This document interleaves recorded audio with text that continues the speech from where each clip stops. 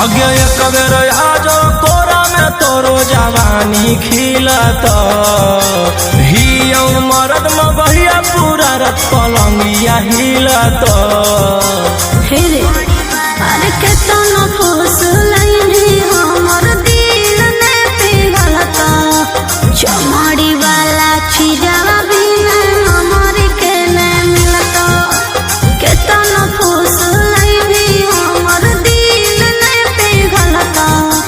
चमड़ी वाला छिजवा बिना हमर के ने मिलत।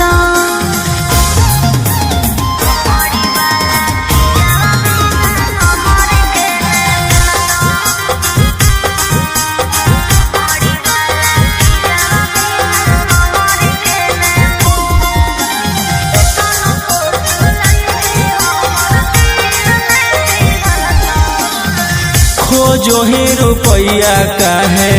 लायक कुआर से तो निशा चिखा दे छौरी मांगो ही प्यार से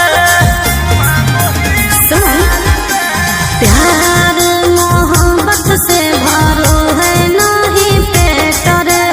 केतना तू देनो पहले फाइनल कॉले रेटर कामो न दे तो रुपया जब जवानी ढलत हमर कहल बतिया तोरा बुढ़ापा में खलत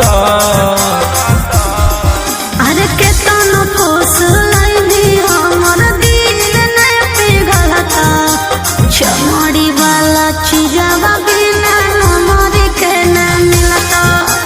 केतना फुसलैनी हमर दिल ने पिघलत चमड़ी वाला छिजवा बिना हमर के न मिलत।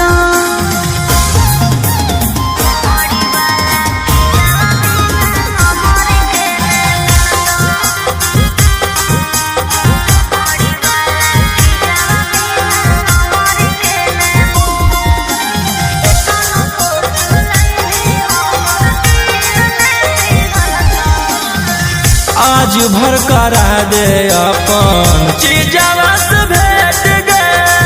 भोरे लिखवाई हो 12 बीघा खेत गे पहिले देखाओ अपन पेपर जमीन के तब बेची खैबो हम सवाद नमकीन के